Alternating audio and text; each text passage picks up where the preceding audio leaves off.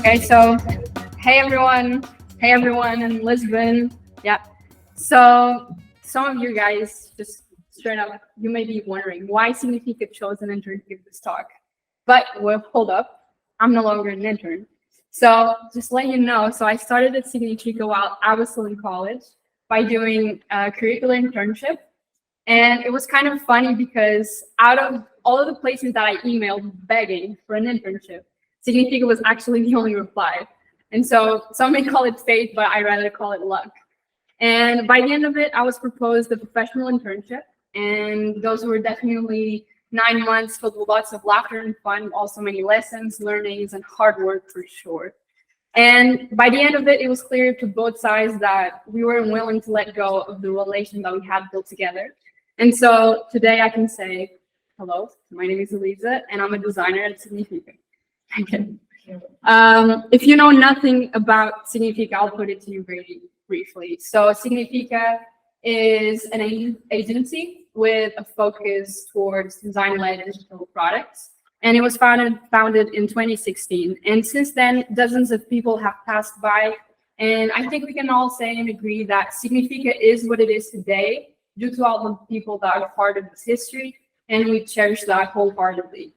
And just today, I would like to show you the omelet that makes Significa today, just to go along with the heavy egg branding.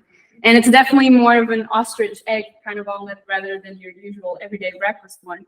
But to be exact, there's 30 of us, and we're all spread design, development, operations, and product and project. And at the end of the day, we're all very different people, be it from the places that we come from, be it from the music that we listen to, or the way that we like to eat our eggs. But truth be told, we just work. I mean, we have to, literally, but we enjoy it very much, of course. So a couple of weeks ago, when we were all together brainstorming and thinking about what we wanted to talk about on this presentation, we came to the conclusion that one of the things that defines Significa the most is its shared mindset of building things and breaking them. So we're not afraid of cutting things into pieces, rearranging them, or even incinerating them. And that's at the core of our processes. So our processes are forever evolving, forever changing, always responding to our emerging needs, as well as to the new opportunities given to us by new software updates, which in our case, Figma, of course, which is our tool of choice. And so in short, we think, we design, we develop, we launch, and we repeat it all over again. And this may seem pretty simple and straightforward, but in reality, of course, it's not that simple. And since we like to break things up a bit, let's break this up. So collaboration. Collaboration is a big part of who we are. And this is where the infamous designer and developer love story comes up. I mean, we love each other, we do, but just like in any loving relationship, there are some frictions. So sometimes the designer just leaves the kitchen a mess, and some other times the developer complains that they can't find their keys for some reason. But the truth is that when it comes to this relationship, Figma plays a central part in it. And Figma truly is the point of convergence, the point where designers and developers come together and have to look at each other face to face. At the beginning of the year, we held at Significa the Exceptional Week. And during this week, we all came together, and every team was prompt at looking at each other inwards and looking as well outwards to the other teams and coming up with any frictions that they could identify. And of course, to no one's surprise, most of the frictions also were identified between the design and the development. And these frictions were mostly directed towards the shared design handoff process. And so a couple of months later, Figma was claiming its biggest feature drop of the year, and we were pretty stoked to hear about the new dev mode.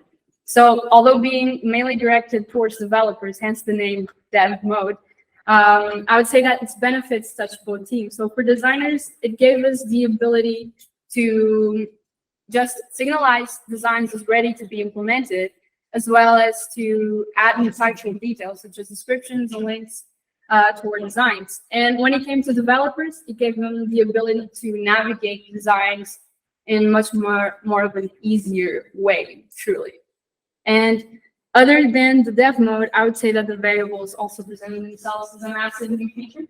So at Significa, of course, just like in any other place, I think, consistency is a big part of what we do, and especially when working on huge projects, it's very easy to lose track of things. And so the variables really present themselves as a way to allow us to create truly congruous interfaces that are built under the same principles, and principles that in return can be easily changed and updated without having the pain of going component by component. And yeah, so truly the variables become the interface's source of truth. So the centralized way that we can manage and upkeep designs. And so when it comes to all of the features that Figma has put out this year, I would say that the dev mode and the variables definitely were pretty like the biggest ones for us, but still they have their own downsides, I would say. So when it comes to the dev mode at Significa, although many of the developers still use it, some have stopped using it since just because dev mode didn't fit their way of working, their mental model. And so they just stopped and just found out it was easier for them to not use it at all. And when it comes to the variables, although designers can see this library panel, when it comes to the dev mode, developers have no access to it. And so when developers are coding, the only way that they have or that they can see the variables itself is by the very component that they are selecting. And so this can be, of course, quite cumbersome. But other than the cool new features that Figma keeps on adding, I would say that the thing that makes Figma our tool of choice would be its core mindset of collaboration. And a great example of this is our own website. So at the beginning, I would say not at the beginning, but at the early spring of this year, we were making our new not making, but releasing our new website. And Stephanie led the efforts on the design side of things, and Brindel led the effort on the front end side. But as the days went by, more and more people ended up joining the battleship. So I would say that the 2-week lead up to the release date was intense, to say the least. I mean, we were all very excited, but nevertheless pretty stressed as hell with all of the things that were still in need to be done. And so this photo right here was taken at the beginning of the release date. And as you can see, the ratio of people to tables is already off the roof. But I think you'd be pretty surprised with the number of people that eventually sat on these tables working together for the same thing on that very day. And what's funny to me is that although we were all together working within the same design files in Figma, we still felt the need to be physically close. And I think we felt that because of what we were feeling deep down in our unconscious, which was connection. And so I think we didn't feel that need not because we were lacking it, but because we're so immersed on it that this was the most natural thing that we could actually feel and do. Yeah. And also, if you're wondering, like these tables, our files were also very messy, but collaboration and creativity can sometimes be messy, and we're definitely not afraid of that. Now, I would say that other than collaboration, I would like to highlight agility. So agility is also a big thing for us. And when it comes to agility, to us, it means that our processes are not perfect, nor are they set in stone. And a process's purpose should be to not only support our needs, but also support our working methodology. And so every different project, although following the same methodology, of course, they have different needs. May they come from the nature of the problem itself that we're solving, or may it come from the product specifications. And so the bottom line is that forcing a single process into everything would lead us to very unwanted results. And this is where the need for agility comes up. And a great example of this would be our own wireframe kit. So a year and a couple months ago, when I started at Significa, the problem at the time was that we had no transversal kit. So designers, when creating wireframes, they would either create some components from scratch, or they would go to different past projects and reuse some of the components. And so this didn't feel efficient, nor felt consistent. And again, consistency is a big part when you have several people doing the same thing at the same point in time. And so by wanting a more consistent voice and a more consistent process, the Significa wireframe kit was created. But of course, although the process evolved immensely, some problems came to the surface, truly. But I would say that a good way to summarize the experience of improving a process would be the idea of the Russian doll. So we thought, oh my God, guys, this is absolutely perfect. We totally got it this time and we'll never have to change a thing ever again. But then, of course, someone was like, oh no, wait, there's something here.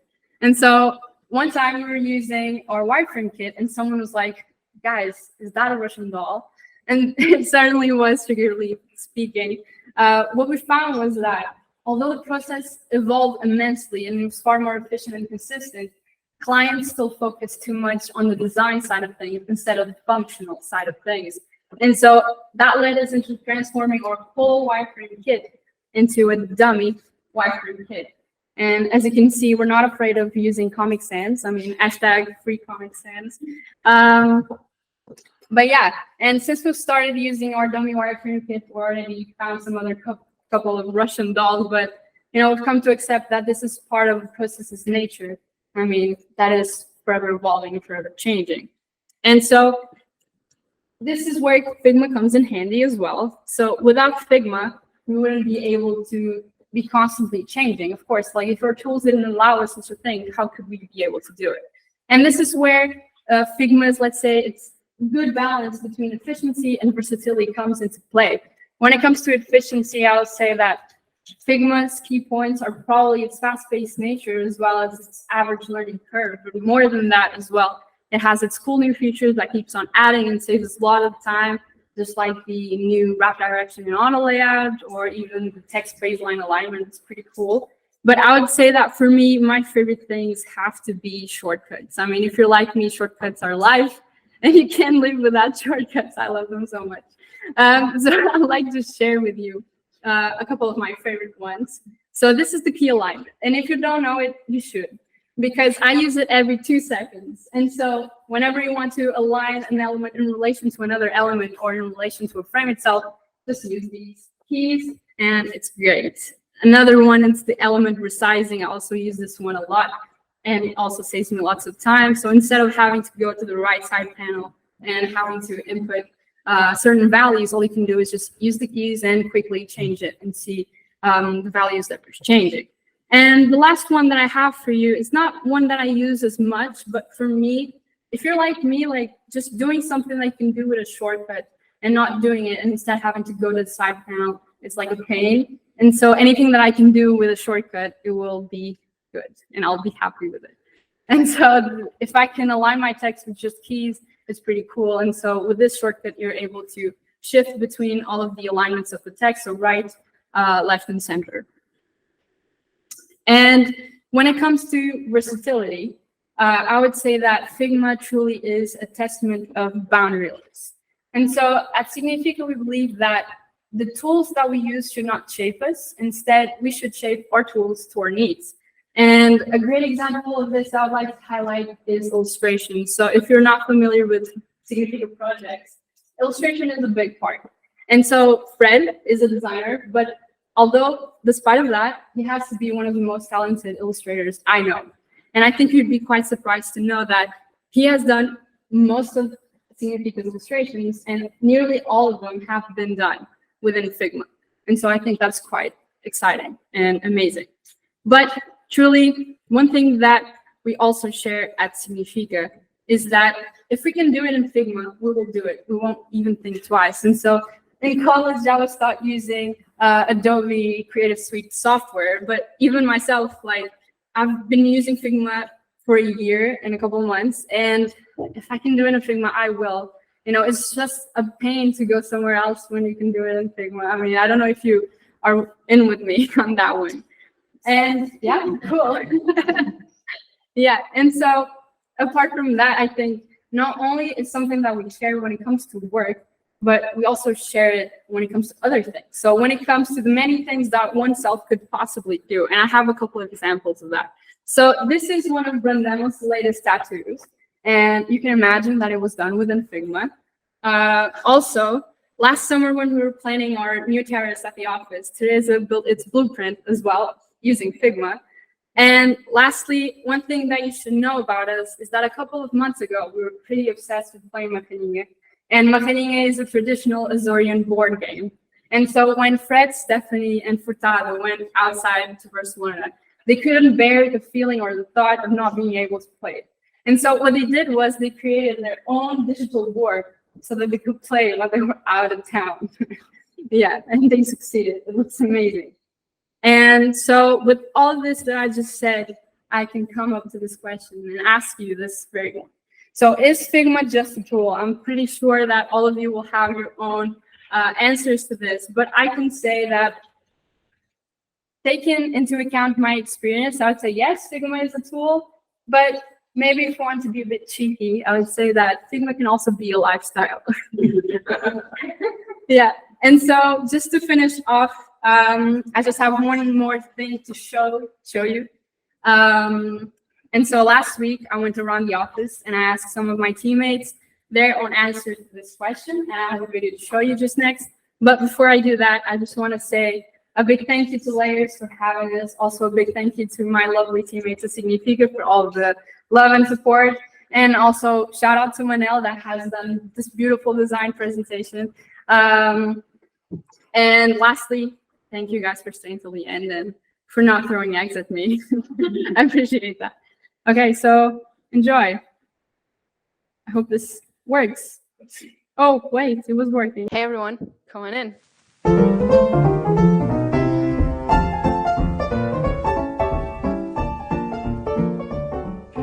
Philippe, is Figma just a tool? No, Figma is a way for us developers and designers to be on the same page. Katarina, is Figma just a tool? Figma is life. Francisco, is Figma just a tool? It's an expensive tool. Julieta, is Figma...